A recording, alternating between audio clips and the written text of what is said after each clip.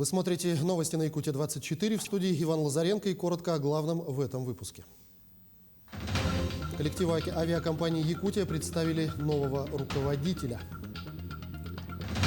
Новая школа появится в Пригородном уже осенью следующего года. Сегодня же торжественно забили первую сваю. 100 лет назад, в декабре 1921 года, вышла первая государственная газета на якутском языке.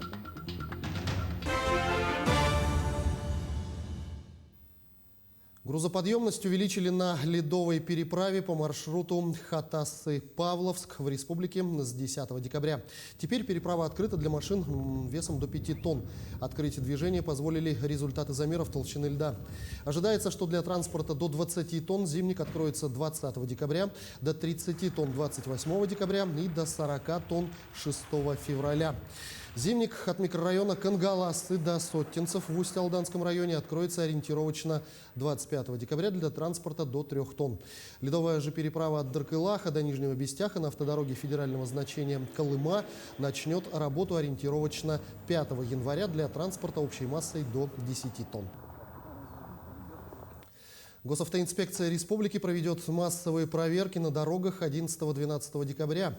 Сообщается, что по итогам 11 месяцев текущего года на автодорогах республики зарегистрировано 633 дорожно-транспортных происшествия, в которых погибли 65 человек, и 821 получил травмы различной степени тяжести. С участием водителей, находящихся в состоянии опьянения, зарегистрировано 92 происшествия, при которых погибли 18 человек и 144 получили травмы. Всего было совершено 152 наезда на пешеходов, в результате которых погибли 12 человек и 146 получили травмы. Госавтоинспекция предупреждает водителей о предстоящем мероприятии и призывает всех участников дорожного движения быть дисциплинированными на дорогах. Первую сваю дополнительного здания для нужд школы номер 12 села Пригородный города Якутска забили сегодня в торжественной обстановке. Это стало возможным благодаря реализации второго этапа проекта по созданию дополнительных мест в общеобразовательных организациях с участием государственной корпорации развития Web.рф на территории региона на период 2021-2022 годов. Здание будет трехэтажным, в нем будут размещаться 27 учебных кабинетов, библиотека с книгохранилищем, медицинский кабинет, столовая с обеденным залом, актовый и музыкальный залы для занятия хореографией. Объект планируют сдать осенью следующего года. Наша компания заключила договор на строительство этой школы. Мы планируем в декабре-январе выполнить буровые работы, установить свайное поле, и где-то в середине февраля начнем бетонные работы. Планируем каркас здания закончить где-то в начале июля, и ввод объекта планируется в ноябре 2022 года. Александр Иванов. Сколько людей с таким именем проживает в мире? В пенсионном фонде произошла путаница, в результате которой у добросовестного нерюнгринца чуть не заблокировали счета и был наложен арест на квартиру. Почему так получилось, разбиралась Ирина Кичигина.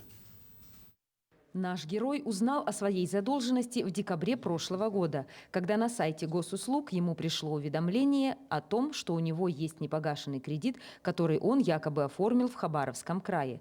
И в отношении него вынесено судебное решение взыскать долг. Я созвонился с судебным приставом, которая ответила, что действительно долг есть, и что там имя, фамилия, отчество совпадают. Она пробила мой адрес, по номеру снился, и как раз она и на Нерюнгри вышла. И там единственное у нас несовпадение пошло – это место рождения. Чтобы разобраться в ситуации, Александр Иванов обратился в пенсионный фонд в Центральное отделение города Якутска. На его официальный запрос пришел ответ, что действительно на его номере снился числится 2 человека с полным совпадением фамилии, имени, отчества и даты рождения. При дальнейшем разбирательстве с пенсионным фондом, пенсионный фонд сказал, что они этого человека с лицевого счета убрали. Я говорю, а как же долг, который остался на этот номер? На меня же как бы уходит. Они сказали, это проблема приставов, пускай они ищут своего. Типа у него номер другой. Письменный ответ Александр перенаправил судебному приставу, который дело закрыл. Но вот прошел год, судебный пристав сменился, и в личном кабинете госуслуг нашему герою вновь приходит уведомление, что его квартира арестована в связи с непогашенной задолженностью перед банком. Ситуацию быстро удалось уладить, но в этот раз Александр Иванов обратился с заявлением в полицию. Да, я полицию написал заявление, потому что дело в том, что получается, если наснился только мой номер, то есть только я один по номеру снился, значит, мой двойник, у него на руках мой номер снился, это зеленая карточка, и он спокойно ходит, получается, и пользуется им. Как объяснили в пенсионном фонде, менять номер снился нет оснований, так как сейчас на нем числится один человек.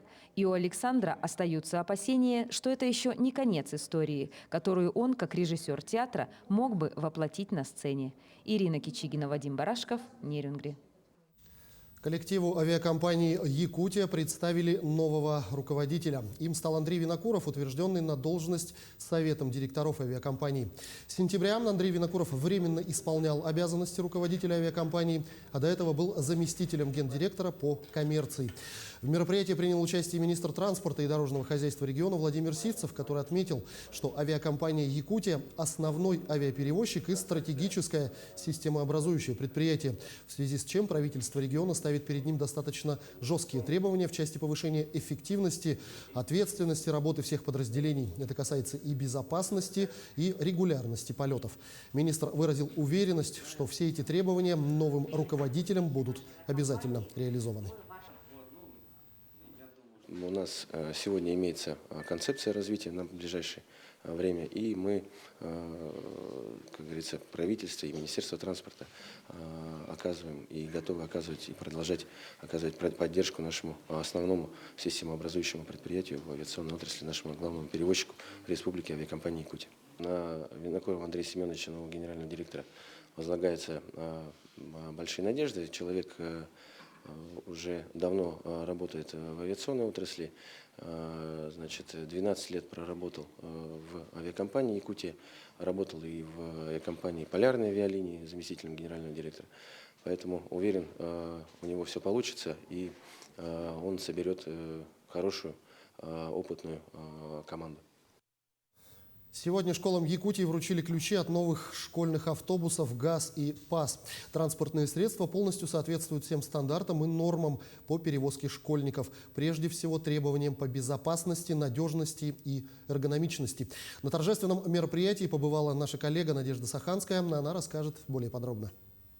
Коллеги, приветствую. Действительно, стоит сказать о новом автопарке для школьников. Эти автобусы, окрашенные в ярко-желтый цвет в целях безопасности, на транспортные средства нанесены опознавательные метки и надписи. Автобусы адаптированы под северные условия. Ну а более подробно о новом автопарке нам рассказала исполняющая обязанности министра образования и науки Республики Саха-Якутия Ирина Любимова. Предлагаем послушать. Надо сказать, что у нас третий год реализуется федеральная программа «Школьные автобусы». Это инициатива нашей головной партии «Единая Россия». Вот, поэтому с 2019 года школы республики получают школьные автобусы, ПАЗы и «Газели». Вот, в 2019 году их было 47. Потом в 2020 году было 72, и сегодня мы получили 82 автобуса. Они, значит, предназначены для перевозки детей конкретно и лицензированы, самое главное. И здесь проводим мы отбор получателей.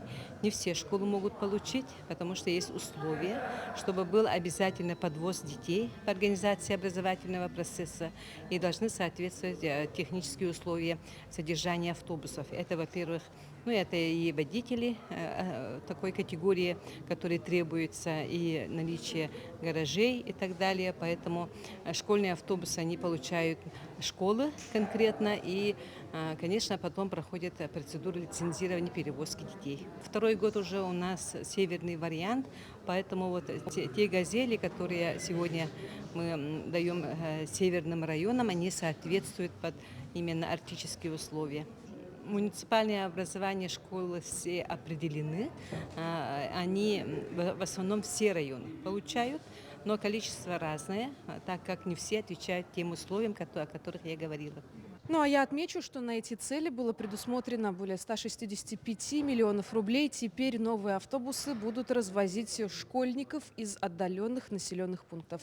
Остальные детали по поводу нового автопарка вы увидите уже в вечерних выпусках. Передаю вам слово. Сегодня в перинатальном центре торжественно выписали якутянку Айталину Максимову, которая 6 декабря родила своего 14-го ребенка.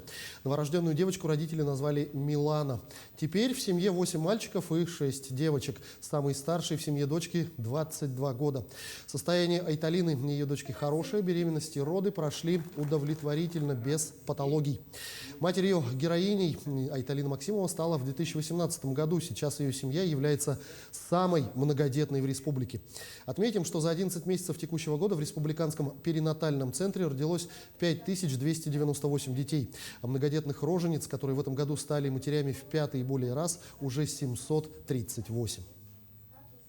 У нас впервые в нашем истории родильного дома и перинатального центра. Поэтому сегодня очень радостный день для нашего коллектива, что 14-го ребенка приняли.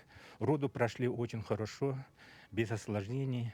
И тем более она во время беременности она получила вакцину против коронавирусной инфекции. Действительно, 14 детей это воспитывать, ухаживать, конечно, это героизм для семьи. Поэтому мы желаем этой семье самое главное крепкого здоровья, счастья, любви. Муку первого сорта из собственной пшеницы начали производить в Чачунском наследии Вилюйского района республики. Работники хозяйства переоборудовали здание бывшей котельной под цех и запустили мукомольню, устранив все нарушения, выявленные Роспотребнадзором. При поддержке районной администрации хозяйство построило зернохранилище и приобрело дополнительную технику. В перспективе хозяйство сможет удовлетворять потребности района в муке первого сорта. Манчары, Кыым, Саха-Сире. История продолжается. Сегодня в историческом парке «Россия. Моя история» торжественно открыли выставку, посвященную столетию первой государственной газете на якутском языке. 100 лет назад, в 1921 году, в конце декабря, в Якутии вышел первый номер газеты «Манчары», где редактором был писатель, один из основоположников якутской литературы, анимпадист Сафронов. Всего было напечатано 13 номеров. Потом, в 1923 году, газету переименовали в Кыым. В 90-е годы государственная газета на якутском языке стала выходить под названием «Саха-Сире». И вся эта история бережно хранится в музее газеты «Саха-Сире» и сегодня выставлена на общий показ. Здесь можно увидеть и фотографии, личные документы журналистов, орден Трудового Красного Знамени и многое другое. Это очень большой юбилей, столетний. Практически в эти годы входят самые главные вехи развития республики, начиная там, конечно, и от гражданской войны, вопросы консолидации, экономические преобразования 30-х годов, войны, потом промышленного производства. Все это есть здесь, в этой выставке, все это здесь представлено, вся история государственной газеты буквально до сегодняшних дней. Сегодня в газете работают 13 человек, они также продолжают традиции, те же работают над тем, чтобы также экономика, деятельность государства, основные направления были освещены.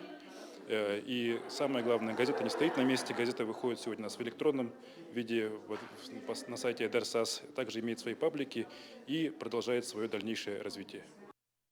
К этому часу пока вся информация, но о развитии событий мы расскажем в наших следующих выпусках. Оставайтесь на нашем канале.